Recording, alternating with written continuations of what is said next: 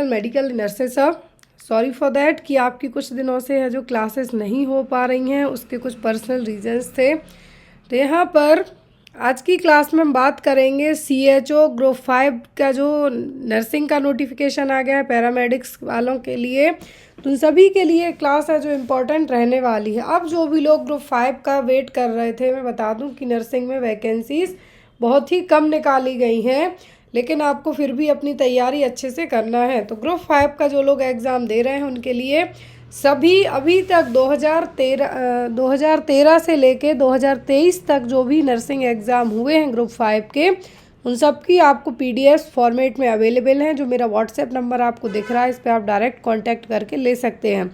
Books available हैं specially for CHO NHM के लिए। मैं सजेस्ट करूँगी कि आप लोग बुक से ज़रूर पढ़िए। बुक में आपको जो आपके 55 NHM CHO पेपर्स के अलावा मॉडल पेपर्स हैं बेस्ड ऑन योर सिलेबस, जो भी आपका सिलेबस है स्पेशली NHM और CHO का।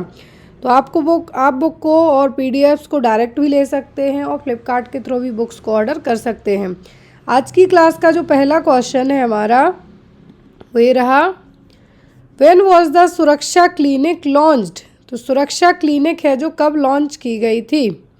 1992 में, 1999 में, 1998 में या फिर 2001 में? कब है जो सुरक्षा क्लिनिक आई थी, लॉन्च किया गया था इसको? इसके पहले मैंने एक सेपरेट वीडियो के थ्रू आपको प्रेरणा स्कीम समझाया था, जो बहुत एग्ज़ाम में आता है। वैसे ही जो अलग अलग जगह है जो गवर्नमेंट की, आप NHM की वेबसाइट पे जाएंगे तो यहाँ पे आपको अप टू डेट लिस्टेड है सभी जो सुरक्षा क्लिनिक हो या प्रेरणा स्कीम है और जो भी गवर्नमेंट की स्कीम्स आई हैं वो सब आपको मिल जाएंगी। तो सुरक्षा क्लिनिक को लॉन्च किया गया था 1992 में। कब?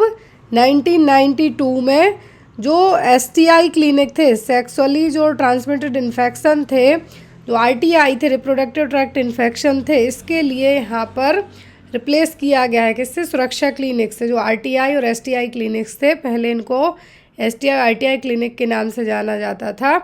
तो यहाँ पर एक क्लिनिक है जो नेशनल एड्स कंट्रोल ऑर्गेनाइजेशन के थ्रू, NACO के थ्रू यहाँ पर इनको खोला गया था 1992 में, फॉर बेटर हेल्थ सर्विसेज। किसके लिए? जो HIV और एड्स हैं उसके लिए। तो या तो आपको पूछे कि सुरक्षा क्लिनिक कब लॉन्च हुई थी, तो 1992 में। किस प्रोग्राम के तहत आई थी? तो आई थी NACO ऑर्गेनाइजेशन के थ्रू। NACO का आपको एग्ज़ाम में हेडक्वार्टर पूछा जा सकता है। आपको जो नेशनल एड्स कंट्रोल प्रोग्राम है वो आ सकता है। एड्स से रिलेटेड करते क्वेश्चंस आ सकते हैं, ART थेरेपीज़ आ सकती हैं। एड्स का जो वायरस है वो क्या है? HIV वायरस है। तो यहाँ पर आपको इसके रिगार्डिंग एग्ज़ाम में बहुत सारे क्वेश्चन बनते हैं, तो आपको है जो आना चाहिए। नेक्स्ट वन है यहाँ पर, if the uterus becomes boggy after 1 hour of delivery the initial response of the midwife would be. तो यदि यूट्रस क्या हो रही है? बॉगी हो रही है। बॉगी का मतलब यहाँ पर क्या है? फूली हुई टाइप से है। 1 hour ऑफ डिलीवरी के बाद तो आपका इनिशियल रिस्पॉन्स क्या होगा? Check the BP, notify the physician, observe the amount of bleeding या फिर मसाज द यूट्रस। क्या कर हो रही है? बॉगी शेप में हो रही है डिलीवरी होने के 1 घंटे बाद। तो यहाँ पर आपका एज अ नर्स और एज अ मिडवाइफ आपका इनिशियल एक्शन क्या होगा? यूट्रस को मसाज करना। क्या है? यूट्रस को आपको मसाज करना है। और ऐसा क्यों करना है? क्योंकि जो ज़्यादा प्रेशर तो आपको लगाना नहीं है, इसके कारण यूट्रस है जो बाहर की तरफ है जो या फिर अंदर ही इन्वर्ट होने का रिस्क रहेगा। इन्वर्ट होने का मतलब वहीं टर्न होने के चांसेस रहेंगे। यहाँ पर आपको है जो मसाज करना है, मैनुअल मसाज करना है, लेकिन बहुत ही स्लोली, और साथ में यूट्रोटॉनिक ड्रग्स भी इंजेक्ट करने हैं जैसे कि ऑक्सीटोसिन, ताकि यूट्रस में कॉन्ट्रैक्शन आए। आफ्टर डिलीवरी के बाद भी कॉन्ट्रैक्शंस की ज़रूरत होती है। उन्हीं कॉन्ट्रैक्शंस के कारण हम PPH को मैनेज कर पाते हैं। यदि यूट्रस अपनी टोन खो दे, अटोनिसिटी हो जाए, तो बहुत ज़्यादा ब्लीडिंग होती है। उस टोन को बनाए रखने के लिए क्या किया जाता है? यूट्रोटॉनिक्स ड्रग्स। यदि यूट्रोटॉनिक ड्रग्स की बात करें तो क्या है? वो है ऑक्सीटोसिन और पिटोसिन है जो इंजेक्ट किया जाता है। तो आपको यूट्रस की मसाज तो करनी ही है, लेकिन ज़्यादा हार्डली प्रेशर के साथ नहीं करना। यूट्रस इन्वर्ट भी हो सकती है। ओनली मसाज करने के बाद आपको साथ ही साथ यूट्रोटॉनिक्स जो मेडिकेशन है, ऑक्सीटोसिन है, वो भी एडमिनिस्टर करना होगा। Next one is in alcoholism which kind of questionnaire method is used. यदि एल्कोहलिज्म वाला मरीज है, एल्कोहलिज्म का मतलब होगा शराबी, तो यहाँ पर कौन सा है जो क्या है, कौन सा है जो क्वेश्चनायर यूज़ किया जाएगा? केज क्वेश्चनायर, पीईटी, या फिर एमएमएसई मिनी मेंटल स्टेटस एग्जामिनेशन, या फिर ये सभी किए जाएंगे? तो जो केज क्वेश्चनायर है, क्या है, केज क्वेश्चनायर यहाँ पे इस्तेमाल किया जाता है। केज क्वेश्चनायर का मतलब अपनाई जाती है वो क्या होती है? Cage questionnaire. केज क्वेश्चनायर का C represent the cut down. Cut down का मतलब कि आपने कभी कोशिश की है कि आप शराब को छोड़ देंगे। दूसरा है कि आपको कभी गुस्सा है, आपने अपने आप को अनॉय का मतलब होगा कि एक तरीके से इरिटेटिंग आपको रहा है कि आपके बारे में लोग क्या सोचते होंगे, क्या बोलते होंगे, वो हो गया आपका अनॉय, या फिर एंग्री भी आप यहाँ पे कह सकते हैं। जी रिप्रेजेंट द गिल्टी। आपको कभी गिल्टी फील हुई है कि आप शराब पीते हैं। E represent the ever had a drink. Have you ever had a drink or a drug first thing in the morning. तो यहाँ पर आपके जो क्वेश्चनायर में जो केज क्वेश्चनायर है इसका इस्तेमाल किया जाता है। आपको एग्ज़ाम में केज क्वेश्चनायर या तो डायरेक्ट पूछ सकते हैं, या फिर आपको यदि डायरेक्ट नहीं पूछा जाता है तो आपको किस तरीके से पूछेंगे? केज क्वेश्चनायर में सी रिप्रेजेंट क्या करेगा, ए क्या करेगा, और यहाँ पर इस तरीके से आपको क्वेश्चन एग्जाम में आ सकते हैं। Next one is after the birth the normal neonate the duct arteriosus become. तो जन्म के बाद है जो जितने भी फीटल ऑर्गन्स हैं, स्पेशली जो सर्कुलेटरी सिस्टम है, इसमें चेंजेस देखने को मिलते हैं। तो यहाँ पर सर्कुलेटरी सिस्टम में कहा है कि आपका जो हार्ट है, न्यूबॉर्न बेबी का जो हार्ट है नॉर्मल न्यूनेट का, तो डक्टस आर्टरियोसिस क्लोज होगा। ये फीटल टाइम पे काम करेंगे, डक्टस आर्टरियोसिस, डक्टस वीनोसिस, लेकिन आफ्टर दैट किसमें है जो कन्वर्ट हो जाएंगे? लिगामेंटम आर्टरियोसम में, लिगामेंट वीनोसम में, लिगामेंट अम्बलाइकल, या फिर नन ऑफ द अबव। किस में ये सब कन्वर्ट हो जाएंगे? तो यहाँ पर क्या आपका आंसर होगा? तो आफ्टर द डिलीवरी के बाद है जो बेबी जन्म लेता है तो जो डक्टस आर्टरियोसिस है लिगामेंटम आर्टरियोसम में कन्वर्ट हो जाएगा। और भी है जो फोरामेन ओवल है, एट बर्थ आफ्टर क्लोज होके क्या बन जाता है? फोसा ओवलिस। आपने सुना होगा कि बच्चे के दिल में छेद है, तो ये वही है कि जो बीच में एक संट टाइप का है वो क्लोज नहीं हो पा रहा है, यदि वो सिचुएशन है। फोरामेन ओवल क्या है? क्लोजेस एट द बर्थ, और बन क्या जाता है? फोसा ओवलिस। डक्टस वीनोसिस है जो कन्वर्ट होगा लिगामेंटम वीनोसम में। विद इन अ वीक जो न्यूनेट की जो अम्बलाइकल वेन है वो भी कम्प्लीटली क्या हो जाती हैं? कम्प्लीटली ऑब्लिटरेट होने का मतलब है कि इनका रिप्लेसमेंट हो जाता है। कहाँ पे? लिगामेंट ऑफ द लिवर के यहाँ पर। इसको लिगामेंटम टेरेस हेपेटिस कहा जाता है। एग्जाम में पूछ सकते हैं जो अम्बलाइकल वेन है आफ्टर डिलीवरी के बाद बाहर का हिस्सा तो कट डाउन कर दिया जाता है कि जो अटैच है प्लेसेंटा और बेबी को अटैच करके रखे हैं, तो अम्बलाइकल वेन बाहर साइड से तो कट कर दिए। अब इंटरनल कुछ तो होगा, तो इंटरनली जो क्लोज होगा 1 वीक के अंदर वो क्या हो जाता है? लिवर के यहाँ पर जो कनेक्टेड रहेगा वो कहलाता है ligamentum teres hepatis. Next one is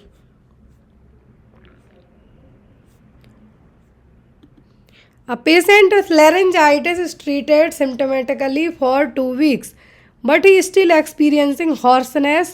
Persistent hoarseness may be associated with.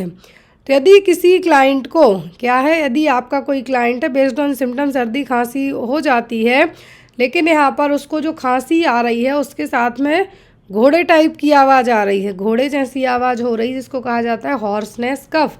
यदि वो हो रहा है तो ये क्या होगा? ब्रोंकाइटिस, अस्थमा, लैरेंजियल कैंसर, या फिर नन ऑफ द अबव। तो यहाँ पर यदि हॉर्सनेस जो एक क्लासिकल साइन है किसका? लैरेंजियल कैंसर का, कि जो आवाज़ है घोड़े टाइप की हो जाए, 2 वीक तक आपको जो खांसी वगैरह चल रही है घोड़े जैसी आवाज़ हो जाए, तो वो किसके लिए? लैरेंजियल कैंसर के लिए यहाँ पर ट्रीट है जो आपको डायग्नोसिस करवाना पड़ेगा, टेस्ट वगैरह होंगे। लेकिन यदि आपको 2 वीक की खांसी की बस बात करें, साथ में ब्लड आ रहा है, फीवर आ रहा है, खांसी के साथ में जो आपको ब्लड भी आ रहा है लंग्स के थ्रू, तो वहाँ पर आपको टीबी की जांच करवाई जाएगी। लेकिन यहाँ पर यदि आपको जो घोड़े टाइप की आवाज़ हो रही है, 2 वीक आपने ट्रीटमेंट, सिम्टोमेटिक ट्रीटमेंट का मतलब है बेस्ड ऑन सिम्टम, मतलब सर्दी खांसी जुकाम टाइप हो रहा है, आपका गला दब रहा है, तो वो आपका लेरेंजाइटिस है, फेरेंजाइटिस में जाएगा। लेकिन यदि आपकी आवाज़ घोड़े टाइप की हो जाए तो वो कहलाता है हॉर्सनेस साउंड, और ये देखने को मिलता है किसमें, लेरेंजियल कैंसर का एक क्लासिकल साइन है जो कंसीडर किया जाता है। नेक्स्ट वन इज,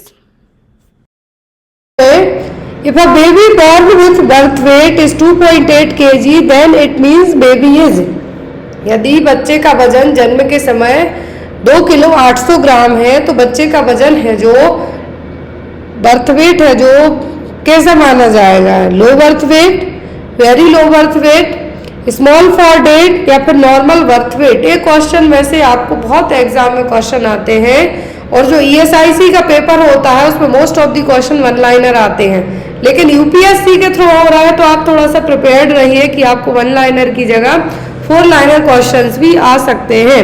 पेपर देखने में आपको लगेगा कि बहुत इजी है, जब आप सॉल्व करेंगे तो हो सकता है ESIC का paper as compare to previous के हार्ड आए। तो यहाँ पर यदि बच्चे का वजन 2.8 kg है, मतलब बच्चा कैसा है, लो बर्थ वेट बेबीज। लो बर्थ वेट का मतलब होता है कि जब बच्चे का वजन 2.5 kg से कम हुआ हो, क्या होगा, 2.5 kg से कम हुआ हो। VLBW की कैटेगरी में आएंगे लेस देन 2 kg वाले बच्चे। स्मॉल फॉर डेट में आएंगे, मतलब 37 वीक कंप्लीट हो चुकी है प्रेगनेंसी, लेकिन उसके बाद भी जो बच्चे पैदा हुए हैं क्या है, उनकी हाइट, लेंथ, वेट सब क्या है, छोटा है।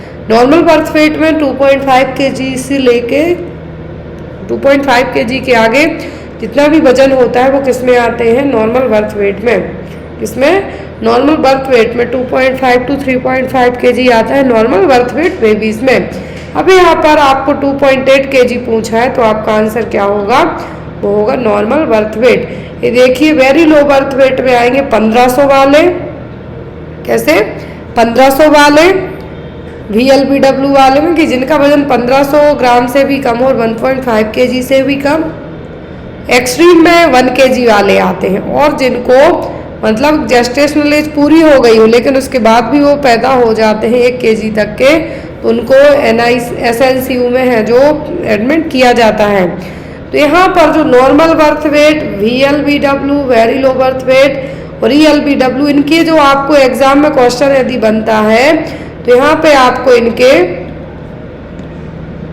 यदि आपको इसमें से क्वेश्चन बनता भी है तो आपको एग्जाम में क्वेश्चन ये बनेगा कितने वजन का बच्चा है तो कैसे उसकी केयर की जाएगी। तो यदि 2.5 kg से कम वेट का बच्चा है, मतलब 2.5 किलोग्राम से कम वजन का बच्चा है और 2 kg से ऊपर का है तो इसको KMC केयर के थ्रू भी ठीक किया जा सकता है यदि कोई अदर इशू ना हो।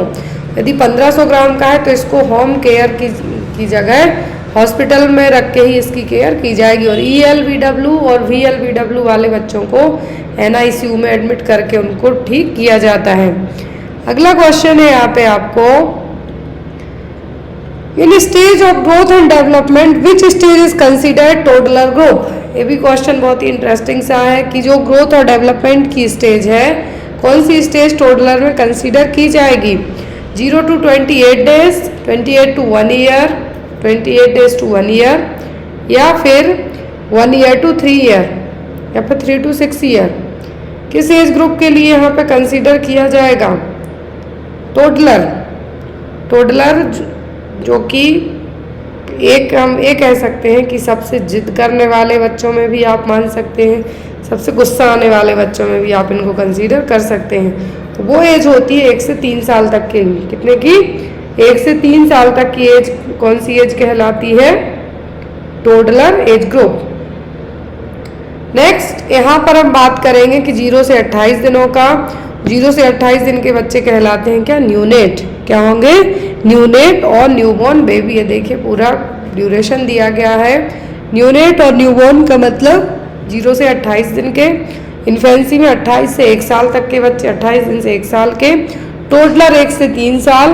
प्री स्कूलर मतलब 3 से 6 साल, जो LKG UKG पढ़ने वाले बच्चे होते हैं वो, नर्सरी वाले बच्चे। स्कूलर जो 6 से 6 ईयर टू 10 ईयर तक। और एडोलेसेंट कंसीडर किया जाता है 10 से 19 साल तक, कितना, 10 to 19 ईयर तक। याद रखें एग्जाम में आता है। अर्ली एडोलेसेंट मतलब 12 से 14, मिडिल 14 से 16 और लेट 16 से 20 और 21 साल से एडल्ट में कंसीडर किए जाते हैं। तो ये चीज़ आपको याद रखनी है, एग्जाम में आ सकती है आपको। अगला क्वेश्चन है यहाँ पर,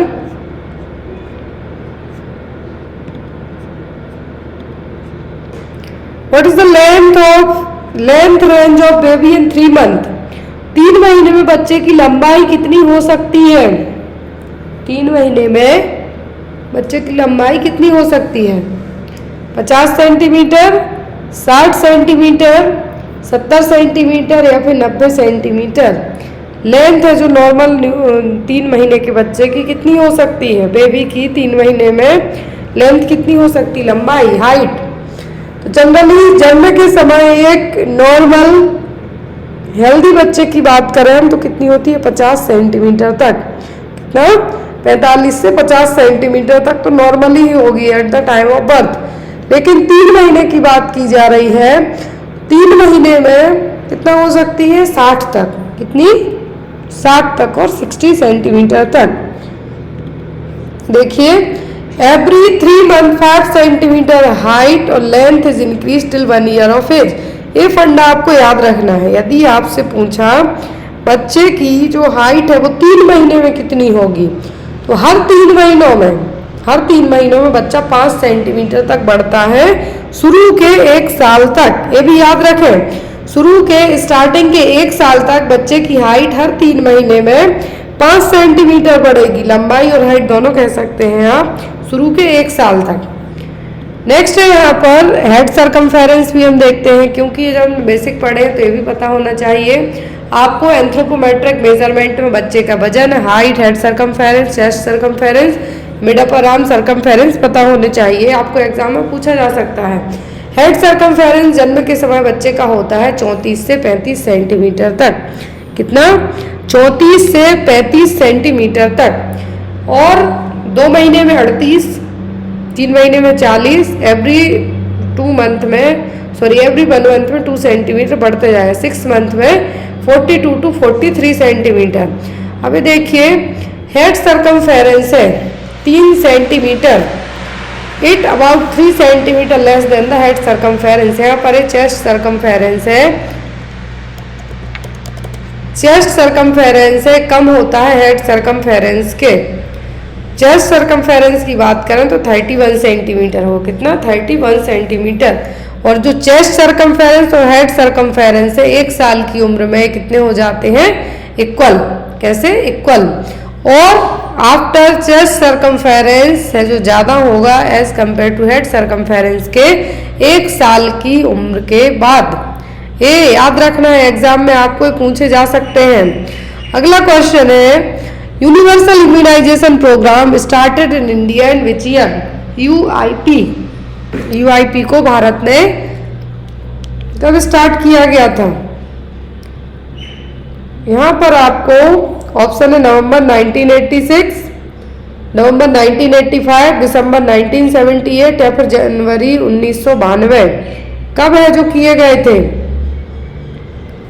तो यहाँ पर जो स्टार्ट किया गया था यूनिवर्सल इम्यूनाइजेशन प्रोग्राम, ये हुआ था 19 नवंबर 1985 को। याद रखना है 19 नवंबर, यहाँ पर डेट भी लिख देती हूँ।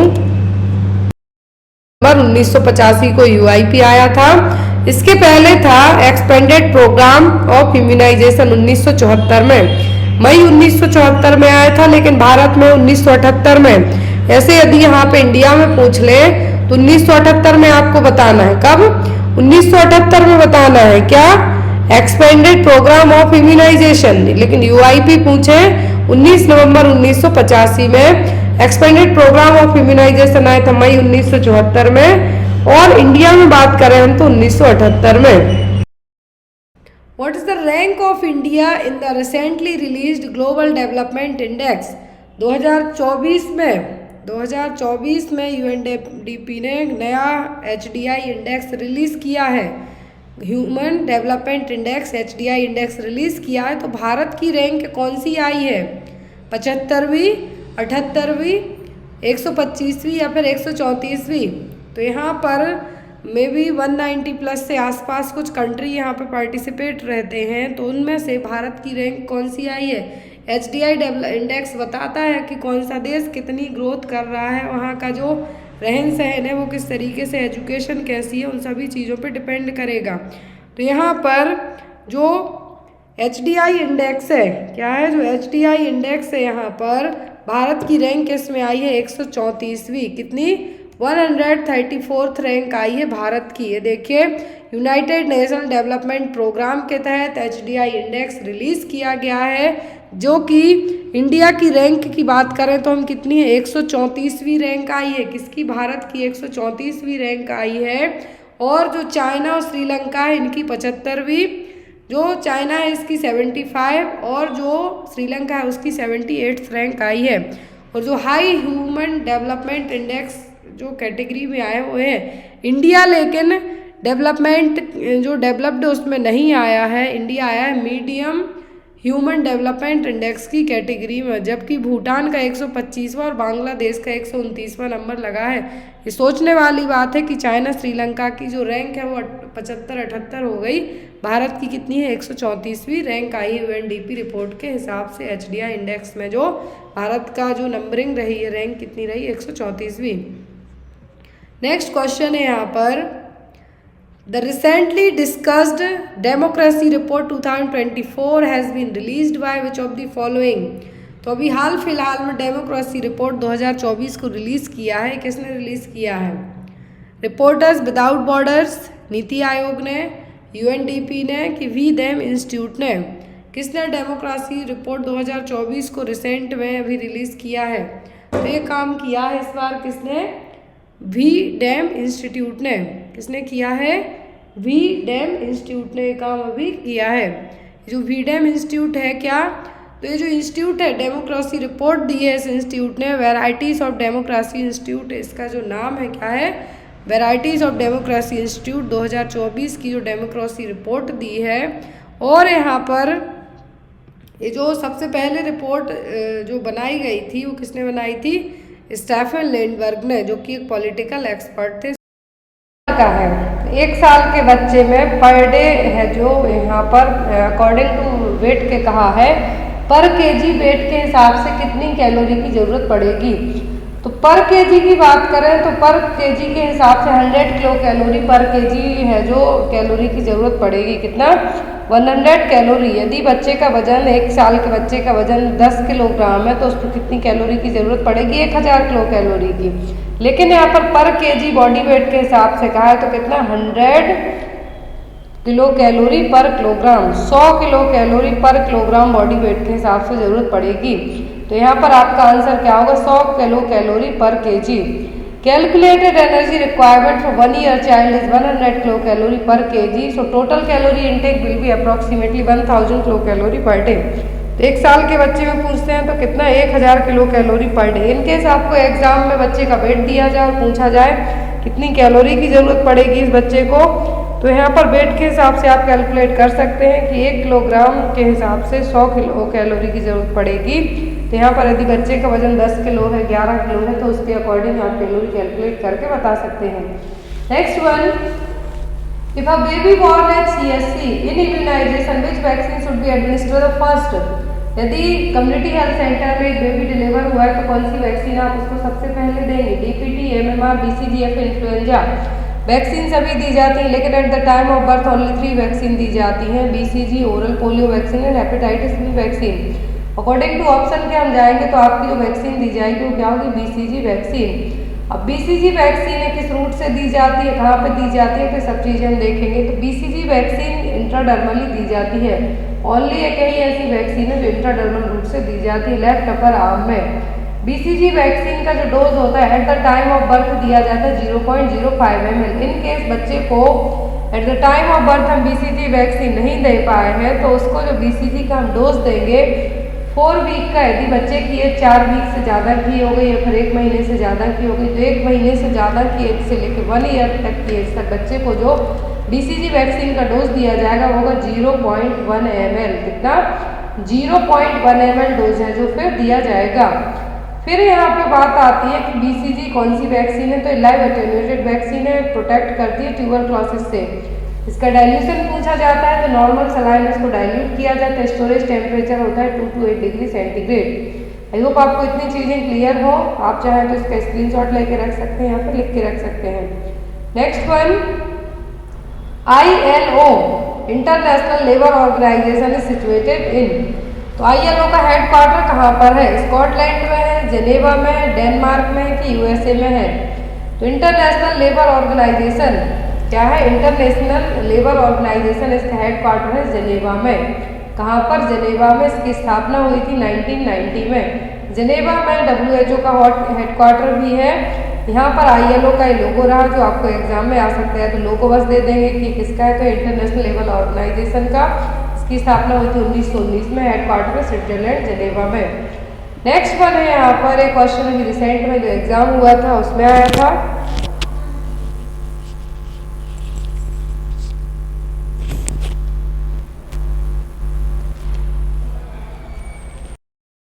Three Ds, diarrhoea, dementia, dermatitis are the symptom of which deficiency disorder. तो ये तीनों सिम्टम किसके हैं? GMCH में एग्जाम में आया था अभी ये पेपर, जो रिसेंट में पेपर हुआ है, आई थिंक 28 को पेपर हुआ था, उसमें क्वेश्चन पूछा गया था आपसे, थायामिन के, राइबोफ्लेविन के, बायोटिन के या फिर नियासिन के। तो ये किसके हैं? यहाँ पर जो भी साइन है तीन, डायरिया, डिमेंशिया, डर्मेटाइटिस, तीनों साइन किसके हैं? तो ये है यहाँ पर नियासिन की कमी के कारण होने वाले सिम्टम। नियासिन की कमी के कारण होने वाले सभी सिम्टम है। पेलाग्रा, जो पेलाग्रा डिसीज होती है उसके तीनों सिम्टम है, डायरिया, डिमेंशिया, डर्मेटाइटिस, और ये किसकी कमी से होंगे? नियासिन की कमी से। नेक्स्ट वन है यहाँ पर, which is the best test to detect iron deficiency in a client. यदि किसी मरीज में आयरन की कमी है, आयरन की डेफिशिएंसी है, तो कौन सी टेस्ट से हम क्लियर करेंगे कि उसको आयरन की कमी है? फेरस सल्फेट से, सीरम फेरेटिन से, सीरम आयरन से या फिर हीमोग्लोबिन से? कौन सा टेस्ट है जो क्लियर कट बताएगा कि पर्सन को आयरन की कमी है? तो वो होगा यहाँ पर सीरम फेरेटिन। क्या होगा? सीरम फेरेटिन टेस्ट किया जाएगा जिससे कंफर्म होगा कि पर्सन को क्या आयरन की कमी है। आयरन की कमी से मेनली क्या होता है? Anaemia. Next one, tryptophan is present in all except. तो ट्रिप्टोफैन सभी में होगा किसी एक को छोड़कर, मैजे में, चिकन में, फिश में या फिर चीज में। तो ट्रिप्टोफैन एक अमीनो एसिड है जिसकी जरूरत नॉर्मल ग्रोथ के लिए पड़ेगी, स्पेशली इन्फेंट्स में, और एडल्ट्स में किसके लिए? नाइट्रोजन का बैलेंस बनाने के लिए बॉडी में। लेकिन ये सभी चीजों में रहेगा किसी एक को छोड़कर। तो एक इसमें नहीं रहेगा, नहीं रहेगा मैजे में। किसमें? मैजे में ट्रिप्टोफैन नहीं रहेगा, बाकी सभी में रहेगा। ओवर मैजे खाने से कौन सी कहते हैं? मैजे। और ट्रिप्टोफैन है जो मैजे में, जो कॉर्न है उसमें नहीं रहेगा, बाकी चिकन में होगा, फिश में होगा, चीज में होगा। आपको आज की क्लास का क्वेश्चन है कि जो मैजे है, ओवर मैजे खाने से कौन सी डिसीज होती है? बहुत सारी डिसीज होती है जिसमें मैजे और कॉर्न को क्या कहा जाता है? अवॉइड करने को कहा जाता है। तो आपको आज की क्लास का क्वेश्चन है कि कौन सी डिसीज है जो मैजे और मक्का जो भुट्टा है उसके खाने से होती है। तो यहाँ पर जो ट्रिप्टोफैन है सब में प्रेजेंट होगा, किस में नहीं होगा? तो वो नहीं होगा किसमें? मैजे में। और ट्रिप्टोफैन एक अमीनो एसिड है, न्यूबॉर्न जो इन्फेंट्स हैं उनके लिए ग्रोथ डेवलपमेंट के लिए, और जो एडल्ट्स उनमें नाइट्रोजन का बैलेंस बनाने के लिए help. Time period between infection and detection of antibody against HIV is known as. तो टाइम पीरियड आपको बताना है, क्या है? टाइम पीरियड बताना है जब आपकी बॉडी में इन्फेक्शन हो जाए, इन्फेक्शन होने से लेके एंटीबॉडी डिटेक्ट होने तक का टाइम पीरियड HIV का क्या कहलाएगा? Window acute infection, active HIV, window period या फिर क्रॉनिक इन्फेक्शन क्या कहलाएगा? जिसमें आपको बताना है कि इन्फेक्शन होने से लेके बॉडी एंटीबॉडी डिटेक्ट होने के बीच का जो ड्यूरेशन है वो क्या कहलाएगा? तो ये कहलाएगा आपका विंडो पीरियड। क्या कहलाएगा? Window period. जब आपकी बॉडी को HIV इन्फेक्शन हो गया है और जब एंटीबॉडी डिटेक्ट होना है कि एक्यूरेट है या नहीं, तो ये क्या कहलाएगा? ये कहलाएगा आपका विंडो पीरियड। नेक्स्ट वन है यहाँ पर, pap smear is an example of. तो पेप स्मीयर किस टाइप का एग्जाम्पल है? प्राइमरी प्रिवेंशन का, सेकेंडरी का, टर्सरी का या फिर नन ऑफ द अबव? तो पेप स्मीयर किसके लिए किया जाता है? सर्वाइकल कैंसर को डायग्नोस करने के लिए। किसके लिए? सर्वाइकल कैंसर को डायग्नोस करने के लिए। तो यहाँ पर एक जो सर्वाइकल कैंसर है क्या है? सब क्लिनिकल स्टेट होती है डिसीज की प्रोग्रेस होने के पहले की। और प्राइमरी प्रिवेंशन में क्या करते हैं? हम हेल्थ एजुकेशन देंगे, BCG वैक्सीन देंगे। लेकिन पेप स्मीयर में क्या करेंगे? हम डिसीज को डिटेक्ट करने की कोशिश करेंगे। तो ये किस में आएगा? ये आएगा सेकेंडरी प्रिवेंशन में। किस में आएगा? सेकेंडरी प्रिवेंशन में। नेक्स्ट वन है यहाँ पर, rabies is caused by virus called. तो रेबीज का जो वायरस है उसका नाम क्या है? एडिनो वायरस, फाइलेरियल मैक्सोवायरस या फिर लाइजा वायरस टाइप फर्स्ट। तो यहाँ पर रेबीज है, इसका कॉजेटिव एजेंट है, वायरस है वो क्या है, वो है लाइजा वायरस टाइप फर्स्ट। क्या है, लाइजा वायरस टाइप फर्स्ट और रेब्डोब्रेडोस सेरोटाइप फर्स्ट फैमिली से बिलोंग करेगा। मेनली नाम याद रखना है रेबीज। रेबीज का जो एक क्लासिकल साइन है वो होता है हाइड्रोफोबिया, पानी से डर लगना। रेबीज किसके कारण होगा, कौन से वायरस से होगा, तो वो RNA virus lyssa virus type first से होगा। नेक्स्ट वन है यहाँ पर, which of the following method is safe for disposal of mercury. तो मरकरी को हम कौन सी मेथड से डिस्पोज कर सकते हैं, यदि फर्श में मरकरी गिर गई है तो आप कैसे उसको कलेक्ट करेंगे।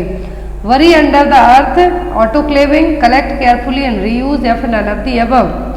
यदि मरकरी गिर गई है नीचे तो आप उसको कैसे है जो क्या करेंगे, डिस्पोज करेंगे सेफली। तो करना है आपको केयरफुली कलेक्ट करना है, देन आफ्टर आप उसको रीयूज भी कर सकते हैं। तो यहाँ पर आपका आंसर क्या होगा, collect the carefully and after the reuse. Next one है मोस्ट इंपॉर्टेंट क्वेश्चन, हर एक एग्जाम में आता है। Universal immunisation programme was launched in the year of. Universal immunisation programme कब लॉन्च हुआ था, 1974 में, 1985 में, 1978 में, फिर 1992 में। तो जो यूनिवर्सल इम्यूनाइजेशन प्रोग्राम है कब लॉन्च हुआ था लॉन्च 19 नवंबर 1985 में। Get your child fully vaccinated. यहाँ पर ये जो आपको दिख रहा है तो मिशन इंद्रधनुष का लोगो दिख रहा है, एग्जाम में भी आता है आपको। लेकिन यूआईपी जो लॉन्च हुआ था वो हुआ था 19 नवंबर 1985 में। यदि आपको फुल डेट के साथ पूछे तो 19 नवंबर 1985 आपको बताना है। नेक्स्ट वन है यहाँ पर, scotch tape swab is used to identify. तो स्कॉच टेप स्वैब टेस्ट है, किसको आइडेंटिफाई करने के लिए यूज किया जाता है, टेप बॉम्ब के लिए, पिन बॉम्ब के लिए, क्रिप्टोस्पोरिडियम के लिए या फिर नन ऑफ द अबव के लिए। टेप का cellophane tape, cellophane tape swab test है, किसके लिए किया जाता है, तो ये किया जाता है पिन बॉम्ब के लिए। किसके लिए, पिन बॉम्ब को आइडेंटिफाई करने के लिए। स्पेशली बच्चों में तो किया ही जाता है लेकिन एडल्ट्स में भी यूज़ किया जाता है। जैसे सेलो टेप होता है उसी तरीके से रेक्टम एरिया में इसको चिपका के है जो एंड देन वापस से निकाला जाएगा कि कोई भी पिन बॉम्ब वहाँ पर नहीं है तो नहीं, तो उसके लिए यूज़ किया जाता है कौन सा test, scotch tape swab test भी हम इसको कह सकते हैं या फिर सेलोफेन स्वैब टेस्ट।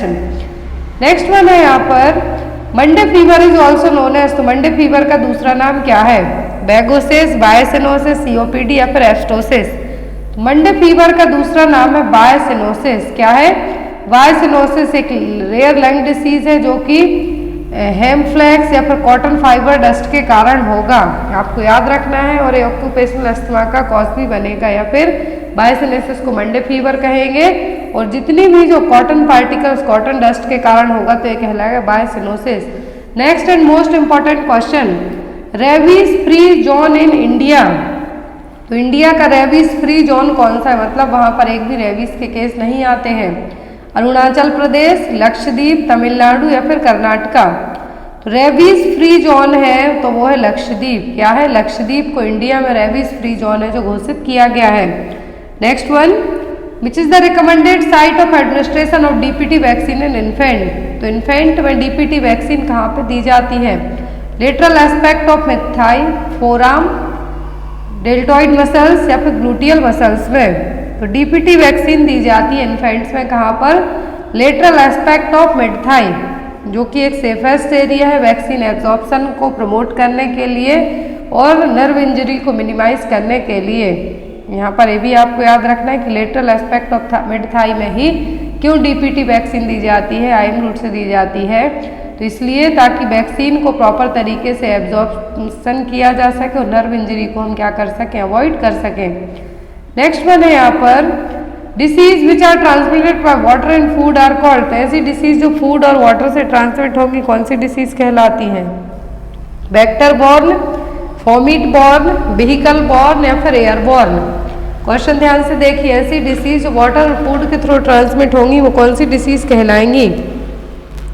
जो डिसीज वाटर और फूड के थ्रू होती है वो कहलाती है व्हीकल बॉर्न। क्या है, व्हीकल बॉर्न डिसीज। जो इनका पॉजिटिव एजेंट होते हैं इनमें ट्रांसमिशन नॉन लिविंग ऑब्जेक्ट के थ्रू होगा, आपको याद रखना है। व्हीकल बॉर्न का मतलब है कि जो ट्रांसमिशन होगा नॉन लिविंग ऑब्जेक्ट के थ्रू डिसीज को कैरी करेगा। और जो लाइफ साइकिल है पैथोजन की एक होस्ट से दूसरे होस्ट में होगी तो वो क्या कहलाएगा, व्हीकल बॉर्न डिसीज। दूसरा आता है फॉमिट बॉर्न। तो फॉमिट बॉर्न ट्रांसमिशन किसी भी ऑब्जेक्ट के थ्रू होगा, कंबल में लिपट के आपके वायरस आ सकते हैं, बैक्टीरिया आ सकते हैं, स्नीजिंग कफिंग के थ्रू भी आ सकते हैं। जो कॉमन कोल्ड है जनरली फॉमिट बॉर्न भी हो सकता है। तो यहाँ पर आपका आंसर क्या होगा कि ऐसी डिसीज जो फूड और वाटर के थ्रू फैलेंगी वो क्या कहलाती है, व्हीकल बॉर्न। और ऐसी डिसीज जो कोई ऑब्जेक्ट के थ्रू हो सकती है वो फॉमिट बॉर्न। वेक्टर बॉर्न का मतलब है कि वेक्टर इसका कुछ अलग होगा। वेक्टर का मतलब है यहाँ पर मॉस्क्यूटो हो सकता है, वायरस हो सकता है, कुछ भी हो सकता है।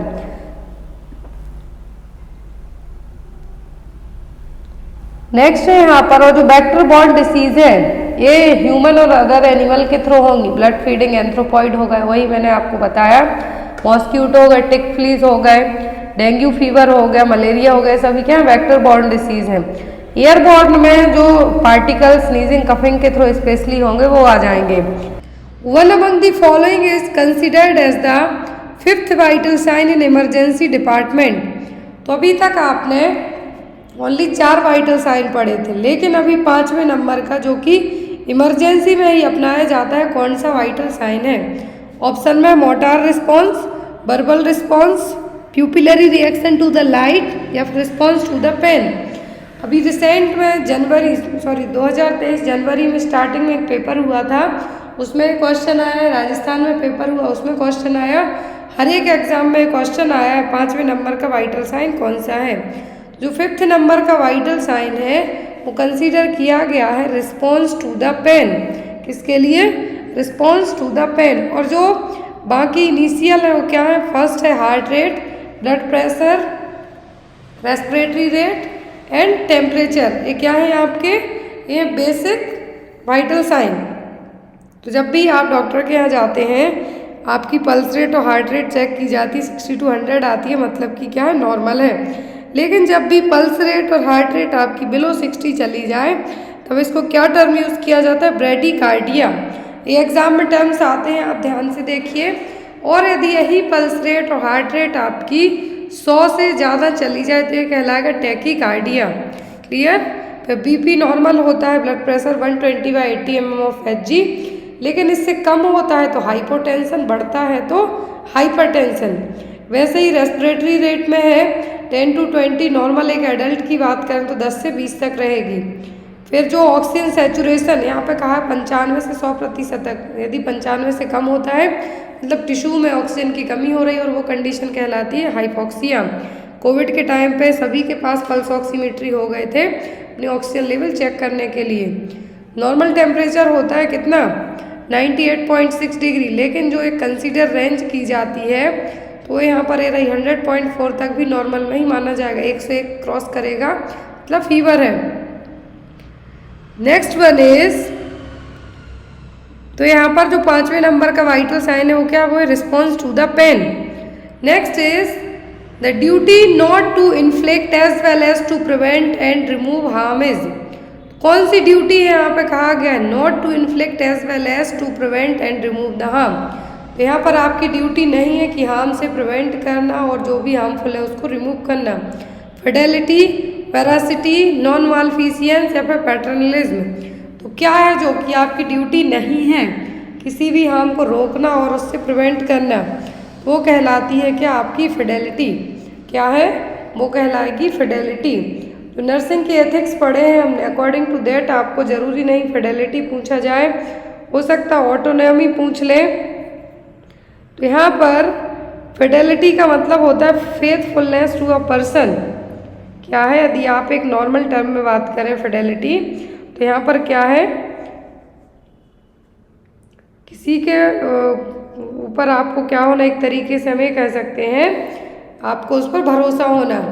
फिर जो बेसिक प्रिंसिपल है एग्जाम में आ सकते हैं आपको, तो यहाँ पर है कि जो आपकी ड्यूटी नहीं है किसी को कुछ हार्म होता है, नुकसान होता है, उसको रोकना। बेसिक जो आते हैं ऑटोनॉमी, मतलब दूसरों की लिबर्टी, मतलब जो भी उनके रिलीजियस वगैरह है उनको क्या करना? रिस्पेक्ट करना। जस्टिस मतलब इक्विटेबल डिस्ट्रीब्यूशन, चाहे नुकसान हो या फ़ायदा हो आपको एक रिलायबल डिसीजन लेना है। Fidelity, the duty to do what one has promised, किसी ने प्रॉमिस किया है उसको पूरा करना। नॉन मालफिशियंस मतलब दूसरे को है जो हार्म नहीं पहुंचाना है। बेनिफिशियंस अपने अच्छे काम करना। और वेरासिटी का मतलब है कि the obligation to tell the truth. क्या है? Obligation to tell the truth. इनमें से एक ना एक आपको एग्जाम में आता है, तो अब आपको या तो फिडेलिटी पूछ सकते हैं, वेरासिटी पूछ सकते हैं, नॉन मालफिशियंस पूछ सकते हैं। Next is congenital syndromes related to viral infections are most likely to occur if the mother contracts the illness during which of the following trimester। तो कंजेनाइटल सिंड्रोम है जो कि वायरल इन्फेक्शन के कारण हो सकते हैं, वो किस ट्राइमेस्टर में होने के चांस रहेंगे? In the first, in the second trimester, in the third trimester, postpartum period में किस टाइम पे सबसे ज़्यादा कंजेनाइटल सिंड्रोम होने के चांसेस रहते हैं? वो होते हैं पहले ट्राइमेस्टर में। किसमें? फर्स्ट ट्राइमेस्टर में सबसे ज़्यादा रिस्क होता है कंजेनाइटल डिसऑर्डर होने का, कंजेनाइटल सिंड्रोम्स होने का। इनकेस यदि कुछ भी कंजेनाइटल प्रॉब्लम्स बनती है तो उसको फर्स्ट ट्राइमेस्टर में ही एज इन डॉक्टर की परमिशन से यदि माँ चाहे तो अवॉइड भी किया जा सकता है। जितने भी कंजेनाइटल प्रॉब्लम डेवलप होती हैं वो होती हैं कब? फर्स्ट ट्राइमेस्टर ऑफ प्रेगनेंसी में। Specially viral illness, it increase the chance that a congenital syndrome could result from the infection. जैसे कि चिकन पॉक्स ही ले लो, यदि फर्स्ट ट्राइमेस्टर में होता है तो जब आपका बच्चा पैदा होगा तो उसको वेरिसेला सिंड्रोम होने के चांसेस, जो डेवलपिंग बेबी है उसको वेरिसेला सिंड्रोम होने के चांसेस ज़्यादा रहेंगे। इवन उसको जब बड़े भी होगा तो उसको बचपन में बार बार है जो क्या हो सकता है? वेरिसेला सिंड्रोम के कारण चिकन पॉक्स हो सकता है। तो फर्स्ट ट्राइमेस्टर में। और एक और क्वेश्चन आता है कि जो फर्स्ट ट्राइमेस्टर में अबॉर्शन होते हैं, मिसकैरेज हो जाते हैं, तो किसके कारण होते हैं? नहीं, क्रोमोसोमल एबनॉर्मलिटी के कारण। लेकिन कंजेनाइटल सिंड्रोम किसके? वायरल इन्फेक्शन कब होंगे? फर्स्ट ट्राइमेस्टर में।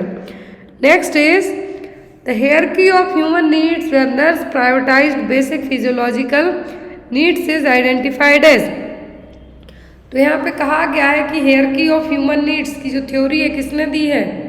Sigmund Freud, Kubler Ross, Erik Erikson या फिर अब्राहम मास्लो, किसने दी है? सिगमंड फ्रूड भी आपने पढ़ा है, कुबलर रॉस ने तो जो ग्रीफ की स्टेप दिए हैं 5, एरिक एरिक्सन ने साइकोसेक्सुअल थ्योरी दी है, ये थ्योरी दी है अब्राहम मास्लो ने। किसने? अब्राहम मास्लो ने। तो according to this theory 5 step होते हैं। पहली होती हैं आपकी बेसिक ज़रूरतें, जिसको हम कहेंगे फिजियोलॉजिकल के, जो अब्राहम मास्लो ने हायरार्की नीड्स थ्योरी दी है। तो यहाँ पर फिजियोलॉजिकल नीड्स मतलब आपकी बेसिक ज़रूरतें, खाना पीना, सोना, सेक्स और एक्सक्रीशन। सेफ्टी मतलब आपके पास घर होना चाहिए, रोजगार होना चाहिए, हेल्थ होना चाहिए, तो क्या है आपकी सेफ्टी में। फिर लव एंड बिलोंगिंगनेस मतलब आपकी दोस्त होना चाहिए, परिवार होना चाहिए। फिर आता है आपका सेल्फ स्टीम, आप अपनी रिस्पेक्ट करें, दूसरे आपकी रिस्पेक्ट करेंगे। लास्ट में आता है सेल्फ एक्चुअलाइजेशन। क्या है? Self actualization. So according to that theory question में कहा गया है कि ह्यूमन नीड्स को जहाँ पे प्रायोरिटी बेस्ड रखा गया है तो वो होगी अब्राहम मास्लो की थ्योरी। कौन सी? अब्राहम मास्लो की theory. Next is normal oxygen saturation level in adult. तो एक एडल्ट पर्सन में नॉर्मल ऑक्सीजन सैचुरेशन कितना होगा? 94 to 99%, 90 to 95, 89 to 93% या फिर 80 to 85%। तो एक नॉर्मल ऑक्सीजन सैचुरेशन की हम बात करें तो यदि 100 तक है मतलब अच्छा है। कहाँ तक है? 100 तक है तो अच्छा है। तो अकॉर्डिंग टू ऑप्शन आपका आंसर होगा 94 से 99 तक। 94 to 99 तक है मतलब क्या है? ऑक्सीजन सैचुरेशन मतलब सही है, नॉर्मल है। जो रीडिंग होती है यदि 96 से ज़्यादा है तो मतलब सही है। पल्स रेट जब इस केस में होगी 40 से 100, टेम्परेचर होगा 36.5 to 37.5 डिग्री सेल्सियस। मतलब होम मॉनिटरिंग में जब कोविड हुआ था, जिनको भी हुआ था, इवन मुझे भी हुआ था, तो जब भी यहाँ पे कहा जा रहा था कि जब आपका SpO2 लेवल 95 से कम हो जाए तब आपको हॉस्पिटल जाना है। फिर बाद में कहा गया 90 से कम हो जाए तब आपको एडमिट होना है। तो यहाँ पर जो एक रेंज है, अकॉर्डिंग टू रेंज की बात करें हम तो कितना है? 95 से 100 तक नॉर्मल है। बिलो 95 तक आता है मतलब पर्सन को ट्रीट करने की ज़रूरत है, इवन होम मॉनिटरिंग में ठीक हो जाएगा। Next is a patient complaint about nausea after having food. This type of data is, तो जब भी आप खाना खाते हैं तो उस टाइम पे आपको नोजिया फील होता है, वॉमिटिंग नहीं होती, ओनली लगता है कि वॉमिटिंग हो जाएगी। तो किस टाइप का डेटा, ऑब्जेक्टिव, सब्जेक्टिव, पर्सनल या फिर नन ऑफ देम। दो तरीके का डेटा आपने पढ़ा है जब भी आप नर्सिंग असेसमेंट करते हैं, नर्सिंग केयर प्लान बनाते हैं तो उस टाइम पे फर्स्ट स्टेप होता है असेसमेंट। उसमें दो तरीके का डेटा होता है, एक होता है सब्जेक्टिव, दूसरा होता है objective.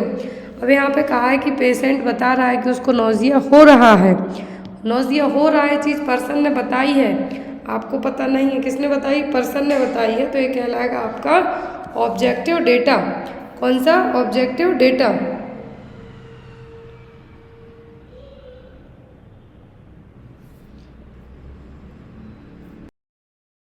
A client with rheumatoid arthritis may reveal which of the following assessment data। यदि पर्सन को rheumatoid arthritis है तो कौन सा डेटा रिवील होगा, Heberden nodes, morning stiffness no longer than 30 minute, asymptomatic joint swelling या फिर swan neck deformity of the hand. तो यहाँ पर कहा गया है, क्वेश्चन क्या है, rheumatic arthritis है और rheumatoid arthritis है तो बीटा स्ट्रेप्टोकोकाई बैक्टीरिया से होगा rheumatic। अब यहाँ पर अर्थराइटिस हुई है तो क्या होगा, यहाँ पे स्वान नेक डिफॉर्मिटी देखने को मिलेगी। ये इमेज मैंने आपको कई बार बताई हुई है, फिंगर के यहाँ पे क्या है, स्वान नेक डिफॉर्मिटी, जो आपकी फिंगर है जो हाइपर एक्सटेंशन होगा और फ्लेक्शन एंड बेंट होगा एक जगह पे, जो डिस्टल फेरेंजियल है वहाँ पर क्या होगा, बेंट होगा, फ्लेक्शन होगा।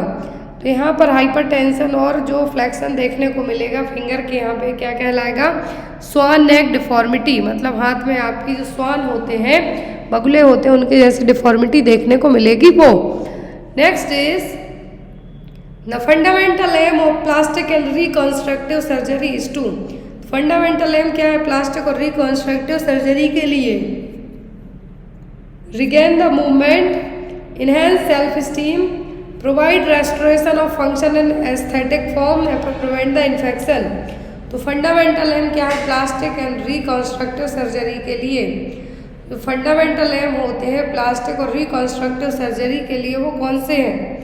तो जो इतनी भी प्लास्टिक सर्जरी होंगी, रिकंस्ट्रक्टिव सर्जरी होंगी, किसी ने नाक की करा ली, किसी ने लिप्स की करा ली, रिकंस्ट्रक्टिव कौन सा होता है, सुधारने वाली, जैसे क्लेफ्ट लिफ्ट के प्लेट में की जाती है वैसे ही। तो यहाँ पर जो प्लास्टिक और रिकंस्ट्रक्टिव सर्जरी होंगी क्या करेंगी, restoration, provide restoration of function and aesthetic form. Clear. यहाँ पर जो एस्थेटिक जो एम्स होते हैं रिकंस्ट्रक्टिव प्लास्टिक सर्जरी के वही होते हैं कि इन्फेक्शन से प्रिवेंट करना, वुंड को क्लोज करना, कुछ भी स्कार्स वगैरह हैं उनको कम करना, और कुछ भी कॉस्मेटिक तरीके से आपको जो अनएक्सेप्टेबल स्कार है उनको रिड्यूस करना, ताकि आप और ज़्यादा सुंदर दिखने लगें। कभी कभी प्लास्टिक सर्जरी उल्टी भी पड़ जाती है, जो भी लोग करवाते हैं, मॉडल्स वगैरह करवाती हैं। जो प्लास्टिक और रिकंस्ट्रक्टिव सर्जरी किस लिए की जाती है, provide restoration of function and aesthetic form के लिए। Next is the transplant of an organ tissue between two genetically non identical member of same species. तो यहाँ पर जब ट्रांसप्लांटेशन ऑर्गन हो गए या फिर कुछ टिश्यू हो गए, दो जेनेटिकल नॉन आइडेंटिकल ट्विंस के ये साथ में होती है, और स्पीसीज मतलब ह्यूमन टू ह्यूमन ही है, तो क्या है, ऑटोग्राफ्ट, आइसोग्राफ्ट, एलोग्राफ्ट या फिर डोमिनो ट्रांसप्लांट। तो ये क्वेश्चन आपको कई बार पढ़ाया भी गया है, जो ग्राफ्टिंग के टाइप हैं। तो जब नॉन आइडेंटिकल ट्विन होंगे तब ये क्या कहलाएगा एलोग्राफ्ट। क्या होगा, एलोग्राफ्ट। तो आइडेंटिकल ट्विन होंगे तब यहाँ पर जो ग्राफ्टिंग की जाएगी वो क्या होगी, सिंथेटिक ग्राफ्ट और ऑटोग्राफ्ट। लेकिन जब सेम इंडिविजुअल आपके ही बॉडी के पार्ट की कहीं और ग्राफ्टिंग की जाए तो वो कहलाएगा ऑटोग्राफ्ट। थाई की स्किन, नोज के यहाँ, माउथ के यहाँ यूज़ की जाती है। नॉन आइडेंटिकल ट्विन होंगे तो ये कहलाएगा एलोग्राफ्ट, मतलब कोई रिश्तेदार अपना ऑर्गन डोनेट किसी और को कर दे, भाई बहन का हो जो जुड़वा हुए हैं उनके लिए, वो सिंथेटिक ग्राफ्ट। यदि स्पीसीज ही अलग हो तब हम कहेंगे जीनोग्राफ्ट। क्या कहेंगे, xenograft. Clear. Next one is the most reliable index of the cerebral status is. तो सेरिब्रल स्टेटस का पता करने के लिए मोस्ट रिलायबल इंडेक्स कौन सा है, pupillary response to pain, level of consciousness या डीप टेंडन रिफ्लेक्स। तो यहाँ पर आपका आंसर क्या होगा सेरिब्रल स्टेटस के लिए, the most reliable index of the cerebral status is, तो सेरिब्रल स्टेटस को चेक करने के लिए मोस्ट रिलायबल इंडेक्स कौन सा होगा?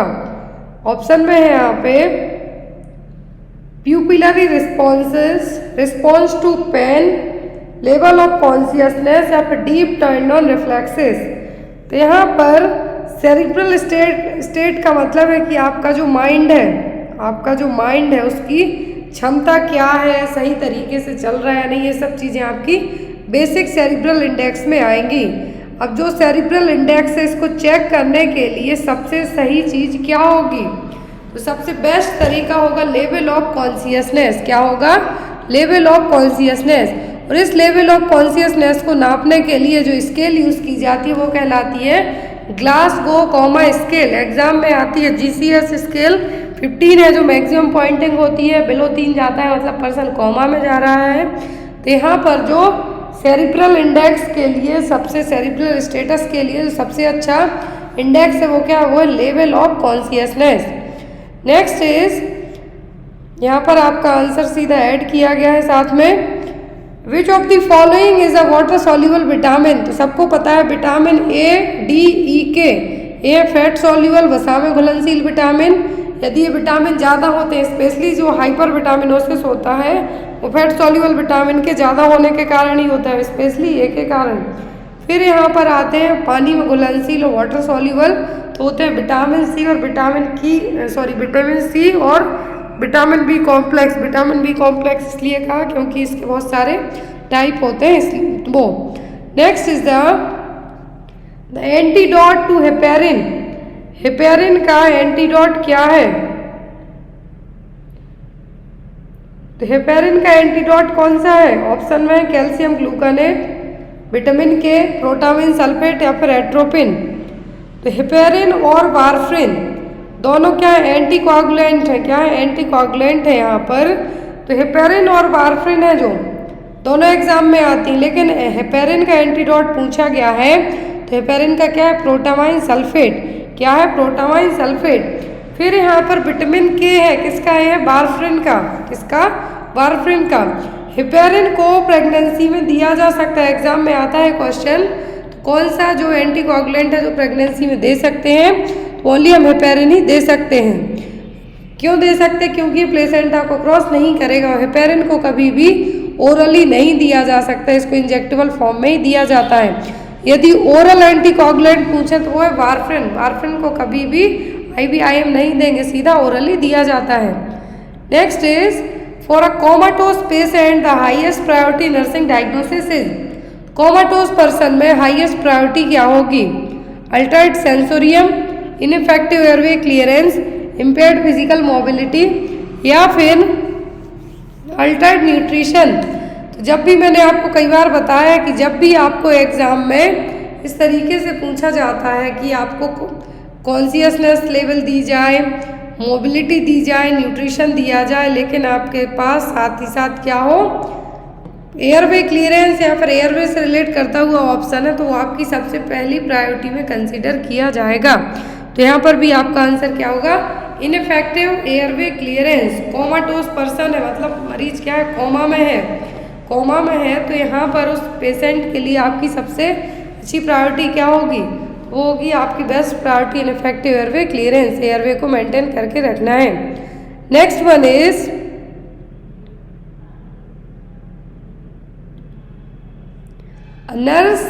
The normal central Venus pressure reading is between. Normal CVP कितना होगा? 0 to 5 सेंटीमीटर्स, 5 to 10, 10 to 15 या फिर 15 to 20। तो सेंट्रल वीनस प्रेशर होता है क्या है? सेंट्रल वीनस प्रेशर होगा, नॉर्मली होता है 5 से 10 सेंटीमीटर्स की रेंज में। कितना? 5 to 10। अब यहाँ पर ये देखिए, आप ध्यान से देखें कि जो यहाँ पर CVP पूछा है, सेंट्रल वीनस प्रेशर पूछा है, यदि सेंटीमीटर में पूछे तो 5 to 10। यदि H2O में पूछे, किसमें? यहाँ पर 5 to 10 सेंटीमीटर ऑफ H2O है। क्या है? 5 to 10 सेंटीमीटर H2O है। लेकिन यहाँ पर mm ऑफ Hg में पूछे तो कितना होगा? 7.5 mm ऑफ Hg। कितना? 10 centimetre H2O equal to 7.5 centimetre H2O। Clear है। यदि सेंटीमीटर में पूछे तो 5 to 10, और यदि यहाँ पर mm of Hg में मरकरी में पूछे तो 7.5। Next is a patient with congestive cardiac failure experiences dyspnoea due to. तो यहाँ पर कंजेस्टिव कार्डियक फेलियर का मरीज है, उसको सांस लेने में दिक्कत हो रही है, तो आप क्या करेंगे? Accumulation of fluid in the interstitial space and alveoli of lungs, bronchial secretion and spasm, pulmonary embolism, pulmonary congestion resulting from cardiomegaly। Congestive cardiac failure के पर्सन में क्या होगा? फ्लूइड ऑक्यूमुलेट होगा, जो इंटरस्टिशियल स्पेस है, एल्वुलाई लंग्स और alveoli के यहाँ पर, वहाँ पर क्या होगा? फ्लूइड का एक्यूमुलेशन होगा, फ्लूइड एक्यूमुलेट होगा, प्रॉपर जो ऑक्सीजन का एक्सचेंज नहीं हो पाएगा और इसके कारण क्या होगा? सांस लेने में दिक्कत होगी। तो यहाँ पर भी आपका आंसर क्या होगा? Accumulation of fluid in the interstitial space and alveoli of the lungs। Next one is a client on anticoagulant therapy is specially monitored for। यदि कोई पर्सन एंटीकोआगुलेंट मेडिकेशन ले रहा है तो उसको और कौन सी चीज़ मॉनिटर करेंगे हम? नोजिया, चेस्ट पेन, इंसोम्निया, फिर हेमेच्यूरिया। तो एंटीकोआगुलेंट वाले मरीज में आपकी जो प्रायोरिटी होगी एज एन ऑप्शन की होगी हेमेच्यूरिया। क्या है? यूरिन के साथ ब्लड तो नहीं जा रहा है, वो चीज़ आपको मॉनिटर करना है। क्या है? यूरिन के साथ में जो ब्लड तो नहीं जा रहा है, वो चीज़ आपको मॉनिटर करके रखनी है। Next is the nurse who observe projectile vomiting in a newborn suspect. यदि जो न्यूबॉर्न बेबी उसको फोर्सफुल वॉमिटिंग होती है, प्रोजेक्टाइल वॉमिटिंग होती है, तो क्या होगा बच्चे को? Tracheo oesophageal fistula, Hirschsprung's disease, congenital hypertrophic pyloric stenosis या फिर congenital heart disease. Projectile vomiting नाम आपको याद आया होगा। प्रोजेक्टाइल वॉमिटिंग देखने किस में मिलती है? ये देखने को मिलती है पाइलोरिक स्टेनोसिस में। किस में? पाइलोरिक स्टेनोसिस में। अब यहाँ पर जो कंजेनाइटल ही है, जब तो बच्चे को न्यूबॉर्न बेबी को वॉमिटिंग हो रही है। हिस्प्रिंग्स डिसीज है जो मेगा कॉलन डिसीज हम कहेंगे, इसमें गैंग्लियोनिक सेल्स एब्सेंट रहेंगी। बच्चा है जो 48 आवर तक हो जाएंगे, मेकोनियम पास नहीं करेगा। तो यहाँ पर यदि वॉमिटिंग पूछते हैं प्रोजेक्टाइल वॉमिटिंग, तो क्या होगा? Pyloric stenosis, congenital hypertrophic pyloric stenosis. Next is a person with diabetic mellitus is asking you the calories obtained from 1 teaspoon of sugar. Your answer would be. तो डीएम वाला मरीज है, उसके लिए कैलोरी पूछता है कि 1 चम्मच शक्कर में 1 teaspoon equal to how many calorie? 5, 15, 20 या फिर 60। तो यहाँ पर 1 teaspoon sugar is equal to 20 kilo calories. कितने? 1 जो चम्मच 1 टीस्पून है किसके बराबर होगी? होगी आपकी 20 कैलोरी के बराबर। कितनी? 20 कैलोरी के बराबर। Next one is the which of the following food items are rich source of vitamin A. कौन से फूड आइटम्स हैं जो विटामिन ए के रिच सोर्स हैं? Green leafy vegetables and yellow fruits, rice and potatoes, green gram and dal, milk and milk products. कौन से हैं जो रिच सोर्स हैं विटामिन ए के? विटामिन ए का सबसे अच्छा सोर्स होता है क्या? येलो फ्रूट, ऑरेंज कलर के फ्रूट, ग्रीन लीफी वेजिटेबल्स, ये सब क्या है? आपके रिच सोर्स है विटामिन ए के। मिल्क और मिल्क प्रोडक्ट्स हैं जो कैल्शियम के सबसे अच्छे सोर्स माने जाएंगे। प्रोटीन के हैं जो दालें होंगी। लेकिन यहाँ पर ग्रीन लीफी वेजिटेबल, हरी पत्तेदार सब्जियाँ, yellow fruit, orange fruit, carrot हो गया आपका, ऑरेंज हो गया, ये सब किस तरीके के लिए हैं? पपाया हो गया, सॉरी, किसके लिए? विटामिन ए के लिए। Next is the urinary output of a client for 24 hour was 350 ml।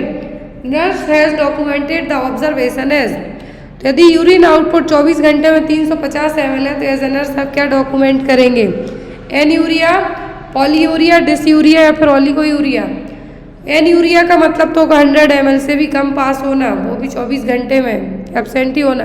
Polyuria में बहुत ज़्यादा यूरिन का पास आउट होना। डिसयूरिया में मतलब दर्द होगा यूरिन पास करते टाइम, जलन होगी।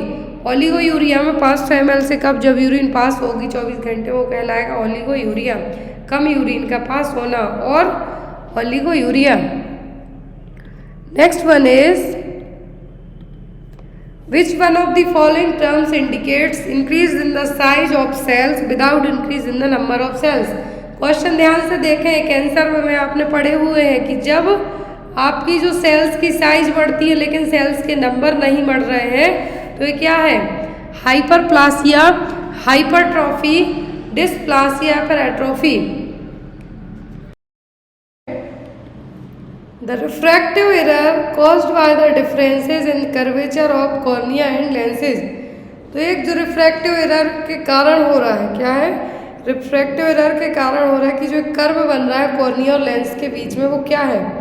एमेट्रोपिया, एस्टिग्मेटिज्म, मायोपिया या फिर हाइपरमेट्रोपिया। तो जो क्या है? रिफ्रैक्टिव एरर है। रिफ्रैक्टिव का मतलब है कि जो आपका कर्वेचर बनना चाहिए कॉर्निया और लेंस के स्ट्रेट में, लेकिन वो क्या हो रहा है? डिस्टर्ब हो गया। जो आप बहंगे लोग देखते हैं, देखते कहीं उनको दिखता कहीं और का है, तो वही सिचुएशन है यहाँ पर। वो क्या हुआ? एस्टिग्मेटिज्म। क्या है? एस्टिग्मेटिज्म। मायोपिया का मतलब होगा नियर साइटेडनेस, हाइपरमेट्रोपिया का मतलब होगा फार साइटेडनेस, हेमेट्रोपिया का मतलब है कि नॉर्मल विजन। क्या है? Normal vision. तो यहाँ पर एस्टिग्मेटिज्म क्या है? एक रिफ्रैक्टिव एरर है जिसमें आपके कॉर्निया और लेंस के बीच का जो कर्वेचर है, क्या है? डिफरेंस है और अलग है। Myopia near sightedness, hypermetropia far sightedness. Next is the advantage of using a pen like insulin delivery devices. Nowadays आपने देखा होगा कि इंसुलिन पेन जैसी डिवाइस से दिया जाता है। क्यों दिया जाएगा? Shorter injection time, accurate dose delivery, lower cost with reusable insulin cartilage, reuse of smaller gauge needles. तो यहाँ पर आपने बहुत सारे लोगों को देखा होगा कि पेन जैसे ही रहेगा, देखने में लगेगा पेन जैसे। तो यहाँ पर इंसुलिन की जो डिलीवरी डिवाइस है क्या करेगी? एक एक्यूरेट, जितने डोज की ज़रूरत है उतना ही देगी। इस तरीके से आएगा पेन जैसे, जितने डोज की ज़रूरत है उतना डोज ही दिया जाएगा। इसीलिए इस डिवाइस को यूज़ किया जाता है। Next is the notes that are frequently used in nursing education और recording data about students data on practice. तो कौन सा है जो अभी रिसेंटली नर्सिंग एजुकेशन में यूज़ किया जा रहा है डेटा रिकॉर्ड करने के लिए, स्टूडेंट का डेटा प्रैक्टिस के लिए? Anecdotal, nursing note, problem solving records या फिर क्रिटिकल इंसिडेंट रिकॉर्ड। तो कौन से नोट्स हैं जो फ्रिक्वेंटली यूज़ किए जा रहे हैं नर्सिंग एजुकेशन के लिए? तो वो कहलाते हैं आपके एनेक्डोटल रिकॉर्ड्स। कौन से? Anecdotal records. Anecdotal records hospital में पेशेंट का डेटा फिलअप करने के लिए यूज़ किए जाएंगे। स्टूडेंट का डेटा, आपने ड्यूटी की है या नहीं, कितने दिन एब्सेंट रहे, वो सब चीज़ों के लिए भी यूज़ किया जाएगा। Next is Huhner's test is used for. तो जो हॉनर्स टेस्ट है किसके लिए किया जाता है? ऑप्शन में है यहाँ पर to assess the respiratory maturity of a newborn. Second option है to assess the respiratory distress of newborn. Third one is to check the ABO incompatibility reaction between mother and newborn. Last है यहाँ पर to determine the number, mortality and activity of sperm. तो यहाँ पर जो ratio और या फिर जो हॉनर टेस्ट है किसके लिए किया जाएगा? तो एबीओ इनकम्पैटिबिलिटी रिएक्शन यदि बच्चे में चेक करना है कि जो यहाँ पर है, तो हॉनर टेस्ट इसके लिए नहीं होगा, क्योंकि बहुत सारे लोगों को जो डाउट होता है इस क्वेश्चन को लेके स्पेशली। तो हॉनर टेस्ट है किसके लिए किया जाता है? स्पर्म की मोर्टेलिटी, एक्टिविटी और नंबर को चेक करने के लिए, जिसको हम post coital test, post coital test नाम सबने सुना है, लेकिन हॉनर टेस्ट में आपको कन्फ्यूजन होती है। तो सिम्स हॉनर थे जिन्होंने इसकी खोज की थी, उन्हीं के नाम पर इनका नाम पड़ा था टेस्ट का, हॉनर्स टेस्ट। लेकिन आपको इसका दूसरा नाम याद रखना जो आपको इजीली याद रहेगा, वो पोस्ट क्वाइटल टेस्ट, जो कि इसमें इवालुएशन किया जाएगा, चेक किया जाएगा कि स्पर्म की मोर्टेलिटी कितने एक्टिव हैं, कितने नंबर हैं, वो आप चेक कर सकते हैं। तो यहाँ पर ये टेस्ट कैसे होगा? To evaluate the number of sperm that survive within the mucus and their duration of survival. तो सर्वाइकल म्यूकस से पोस्ट क्वाइटली जो स्पर्म है कितने काउंटिंग में रिलीज हुए हैं, मोर्टेलिटी क्या है, कितने एक्टिव हैं, कितने डेड हैं और कब तक सर्वाइव कर सकते हैं, वो सभी चीज़ें चेक करने के लिए क्या किया जाता है? Huhner test. इसको पोस्ट क्वाइटल टेस्ट क्यों कहते हैं? क्योंकि यहाँ से जो भी स्पेसिमेन या फिर कल्चर कलेक्ट किया जाएगा वो सर्वाइकल म्यूकस के थ्रू यहाँ पर पता किया जाएगा कि जो एसिडिक नेचर रहा है तो वहाँ पर स्पर्म कितने टाइम तक सर्वाइव कर पाए हैं, यहाँ पर कितने स्पर्म रिलीज हुए हैं, कितने जिंदा बचे हैं, वो सभी चीज़ें हॉनर टेस्ट में चेक की जाएंगी। इसीलिए इस टेस्ट को क्या नाम दिया गया? Post coital test. Right. Next question है, यहाँ पर एक क्वेश्चन एग्जाम में आता है इसलिए आप इसको याद रखें। Next one is which is the main carbohydrate in amniotic fluid. तो एमनियोटिक फ्लूइड में मेन कार्बोहाइड्रेट कौन सा है? लैक्टोज, फ्रक्टोज, ग्लूकोज या फिर माल्टोज। तो बेबी को जो एनर्जी मिलेगी या फिर जो एमनियोटिक फ्लूइड है जिसमें बेबी पूरा फ्लोट करेगा तो उसमें एक कार्बोहाइड्रेट रहेगा। तो मेन कार्बोहाइड्रेट कितना होगा, कौन सा होगा? तो वो होगा ग्लूकोज, जो कि जनरली 20% तक प्रेजेंट रहेगा। Next one is most important question. Next question है यहाँ पर, if HIV positive mother wants to breast feed her baby what is the most appropriate response from the nurse.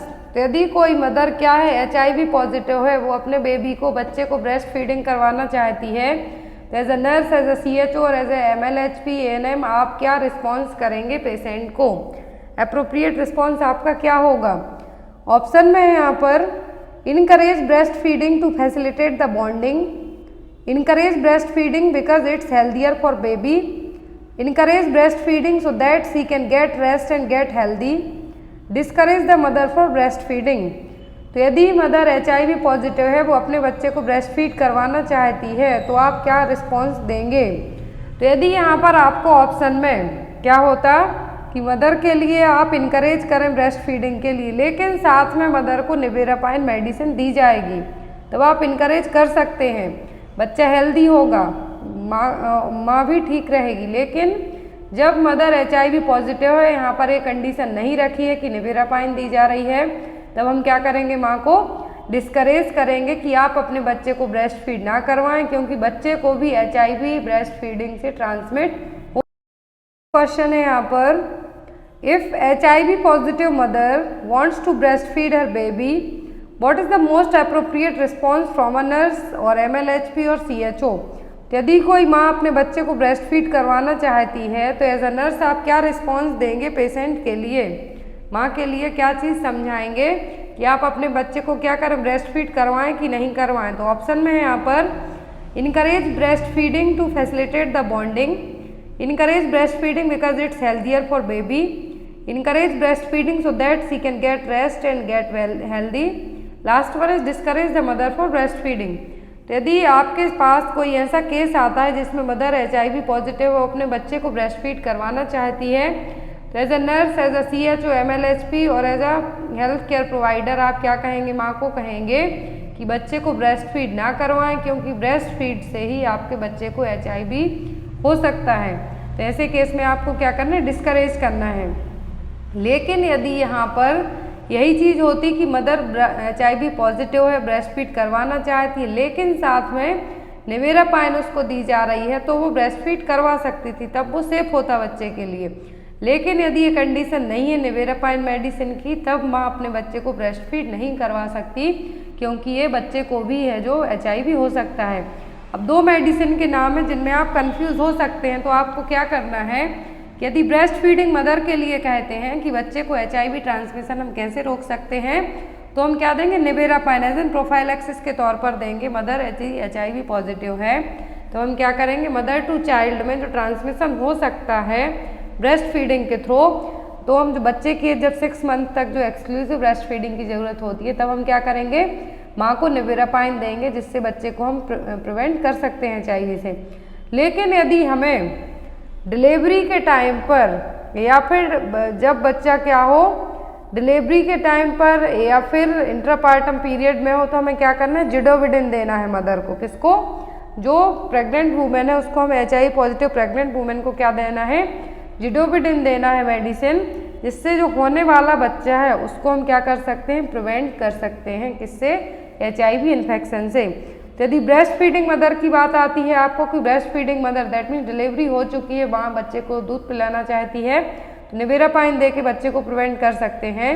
लेकिन बच्चा यदि यूट्रस में ही है और माँ HIV पॉजिटिव निकलती है, तो हमें उस बच्चे को यदि HIV इन्फेक्शन से बचाना है, तब हम क्या देंगे? जिडोविडिन।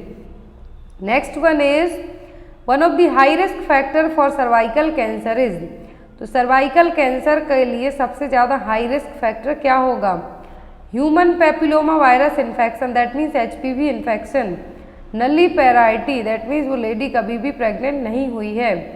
मेंस्ट्रुअल इरेगुलरिटीज, तो मेंस्ट्रुअल इरेगुलरिटीज में बहुत सारी आएंगी, मेनोरेजिया आ जाएगा, डिसमेनोरिया आएगा, मेट्रोरेजिया आ जाएगा, एमनोरिया आ जाएगा। एडवांस्ड एज ऑफ मैरिज, तो यहाँ पर क्या होगा, जो कि सर्वाइकल कैंसर होने का सबसे ज़्यादा हाई रिस्क होगा। तो सर्वाइकल कैंसर किसके थ्रू होता है, ह्यूमन पेपिलोमा वायरस इन्फेक्शन, क्या है, HPV इन्फेक्शन। इसको प्रिवेंट करने के लिए जो वैक्सीन दी जाती है, ह्यूमन पेपिलोमा वायरस प्रिवेंट करने के लिए क्या दी जाती है, HPV वैक्सीन। तो यहाँ पर सर्वाइकल कैंसर के बहुत सारे कॉज एग्जाम में आते हैं, लेकिन जो मोस्ट कॉमन कॉज होता है वो होता है HPV इन्फेक्शन, या फिर बहुत कम एज में शादी होना और सेक्स करना, तो क्या है, हाई रिस्क फैक्टर रहेंगे सर्वाइकल कैंसर के लिए। और जो टेस्ट किया जाता है डायग्नोस करने के लिए वो क्या होता है, पैप स्मीयर। पैप स्मीयर का जो स्पेसिमेन है वो कैसे कलेक्ट किया जाता है, अरे स्पेटुला से। Next one is when performing a pelvic examination the nurse observes a red swallowing area on the right side of the vaginal orifice. The nurse would document this as enlargement of which of the following. तो यदि कोई nurse जब pelvic examination करती है तो उसको vaginal orifice के right side में एक स्वालोइन फूला हुआ जो एरिया है पाल्पेट होगा, फील होगा, तो उसके लिए क्या डॉक्यूमेंट करेगी कि एनलार्जमेंट क्या है, स्किनीज ग्लैंड है, बर्थोलिन्स ग्लैंड है, क्लाइटोरिस है, या फिर पैरायूरेथ्रल ग्लैंड है। तो क्या है जो यहाँ पर नर्स एक ऑब्जर्व करती है, तो क्या है जो कि एक स्वैलन एरिया उसको चेक किया उसने वेजाइनल ऑरिफिस के राइट साइड में, तो ये क्या है, ये है यहाँ पर बर्थोलिन ग्लैंड, क्या है, जो कि वेजाइनल ओपनिंग के दोनों साइडें प्रेजेंट रहेगी। ये देखिए, ये रही बर्थोलिन ग्लैंड। और सिस्ट कब होगी, तो यहाँ पर बर्थोलिन ग्लैंड क्या करती है, वेजाइना को लुब्रिकेट करेगी। तो यहाँ पर आई होप आपको क्वेश्चन समझ में आ गया हो कि रेड स्वैलन जो एरिया यहाँ पे दिख रहा है, तो ये क्या है, बर्थोलिन ग्लैंड है। एग्जाम में आता है कि बर्थोलिन ग्लैंड कहाँ पर होती है, तो वेजाइनल ओपनिंग के दोनों साइड, एक एक साइड जो है जो ग्लैंड रहेगी। अब यदि यहाँ पर जो बर्थोलिन ग्लैंड है इसका काम क्या है, एक फ्लूइड सीक्रेट करेगी, क्या करेगी, एक फ्लूइड रिलीज करेगी, सीक्रेट करेगी, जो कि वेजाइना को लुब्रिकेट करने का काम करेगा। लेकिन जब यही फ्लूइड जो बर्थोलिन ग्लैंड फ्लूइड को क्या कर रही है, सीक्रेट कर रही है, तो जो बर्थोलिन ग्लैंड के यहाँ पर एक डक्ट होगी, क्या होगी, ये डक्ट है, एक ग्लैंड हो गई, ये डक्ट जो छोटी छोटी दिख रही है क्या करेंगी, फ्लूइड को रिलीज करेंगी वेजाइना में। लेकिन जब इनमें कुछ ऑब्स्ट्रक्शन हो जाएगा तो ये क्या करेंगी, फ्लूइड क्या होगा, बैक होगा, जो कि वापस बर्थोलिन ग्लैंड में आएगा। तो जब ये ग्लैंड में आएगा तो एक केस का फॉर्मेशन करेगा, सिस्ट का। एग्जाम में आपको आता है कि बर्थोलिन सिस्ट क्या है, तो जो बर्थोलिन ग्लैंड जो फ्लूइड को सीक्रेट करती हैं, यदि वही बर्थोलिन डक्ट के यहाँ पर जो रिलीज करेगी वेजाइना में डक्ट इस फ्लूइड को, वहाँ ऑब्स्ट्रक्शन आ जाता है, तो जो फ्लूइड क्या होगा, बैक ऑफ होगा, जो कि वापस से बर्थोलिन ग्लैंड में जाएगा और वहाँ पर सिस्ट का फॉर्मेशन करेगा। आई होप आपको ये चीज़ समझ में आ गई हो। अब आता है यहाँ पर स्कैनी और paraurethral gland.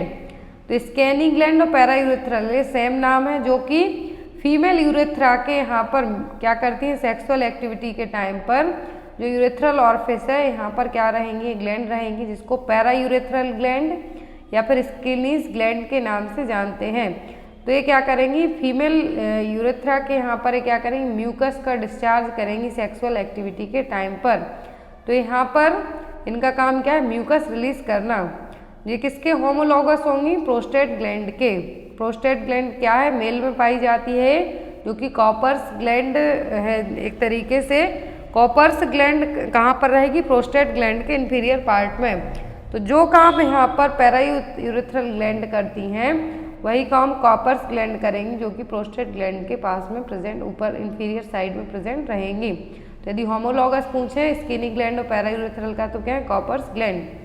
Next one is gestational diabetes increase risk for the following except. तो जेस्टेशनल डायबिटीज से सभी कुछ होने के खतरे हैं, रिस्क हैं, किसी एक को छोड़कर। तो जेस्टेशनल डायबिटीज़ का मतलब क्या है, प्रेगनेंसी में होने वाली डायबिटीज़ की कंडीशन, तो उसमें सब चीज़ें होंगी किसी एक को छोड़कर। Congenital anomalies, small for date babies, small for date fetus, macrosomia, prematurity and still birth. तो जेस्टेशनल डायबिटीज़ है, प्रेगनेंसी में डायबिटीज़ की कंडीशन है। कंजेनाइटल एनोमली होगा, macrosomia that means large size baby होगा, प्रीमेच्योर और स्टिल बर्थ भी हो सकता है। प्रीमेच्योरिटी का मतलब है बिफोर 37 वीक के पहले डिलीवर हो सकता है। स्टिल बर्थ का मतलब है कि यूट्रस में ही फीटस डेथ हो सकता है। लेकिन बेबी स्मॉल फॉर डेट कभी भी नहीं होगा। यदि जेस्टेशनल डायबिटीज़ है, कंजेनाइटल एनोमलीज होगा, मैक्रोसोमिया मोस्ट कॉमन होता है मदर में, बच्चे इवन 4 kg से भी ज़्यादा वेट के तक हो जाते हैं डिलीवर, और प्रीमेच्योर होने के चांसेस भी रहेंगे, स्टिल बर्थ भी होगा, लेकिन स्मॉल फॉर डेट फीटस है जो कभी भी नहीं होगा। स्मॉल फॉर डेट फीटस का मतलब है यहाँ पर 37 वीक कंप्लीट हो गए हैं जो ईडीडी दी है, लेकिन उस टाइम पर भी बच्चा छोटा सा डिलीवर हो तो ये क्या होगा, small for date fetus gestational diabetes में कभी भी नहीं होगा। Next one is the nurse is assigned to a patient who has a bacterial pneumonia and is under droplet precaution. Which personal protective equipment will he or she wear to deliver the meal tray? Most important question है, ये थोड़ा tricky question है, exam में आता है। तो यहाँ पर एक नर्स यदि बैक्टीरियल निमोनिया के पेशेंट के लिए उसको असाइन किया गया है, ड्रॉपलेट प्रिकॉशन में रखा गया है पेशेंट को, क्योंकि निमोनिया ड्रॉपलेट इन्फेक्शन ही है, तो यहाँ पर कौन सा पीपी यूज़ करेगी जब वो नर्स पेशेंट का मील ट्रे, खाने की ट्रे है, देने को जाएगी तब। ऑप्शन है special filtration mask and gloves, only mask is needed, gown mask gloves shoe covers, no PP required. तो ऐसे केस में यदि पेशेंट को बैक्टीरियल निमोनिया है, आप कौन सा पीपी यहाँ PP personal protective equipment use करेंगे उसकी मील ट्रे उसके पास तक पहुँचाने में। तो यहाँ पर फर्स्ट थिंग ड्रॉपलेट प्रिकॉशन है। ड्रॉपलेट प्रिकॉशन कैसे होगा, जब आप जो आपके ड्रॉपलेट न्यूक्लियाई कैसे एंटर करेंगे, मुंह से या फिर नाक से, मुंह से या फिर नाक से एंटर करेंगे, तो इसके लिए जो मेन आपके पास पीपी इक्विपमेंट होना चाहिए वो क्या है, मास्क। तो यहाँ पर आप किसके साथ जाएंगे, ओनली मास्क इज नीडेड। यदि मार्स का पेशेंट होता, यदि मार्स का पेशेंट होता तब हम क्या करते, पूरा पीपी यहाँ पर यूज़ करते, लेकिन यहाँ पर बैक्टीरियल निमोनिया का और ड्रॉपलेट प्रिकॉशन में है, क्या यूज़ करेंगे, mask. Next one is collapsing pulse is also known as. तो कोलैप्सिंग पल्स का मतलब क्या है, bounding pulse, water hammer pulse, pulse alternation या फिर बाइजेमिनल पल्स। तो यहाँ पर क्या मतलब होगा किसका, कोलैप्सिंग पल्स का।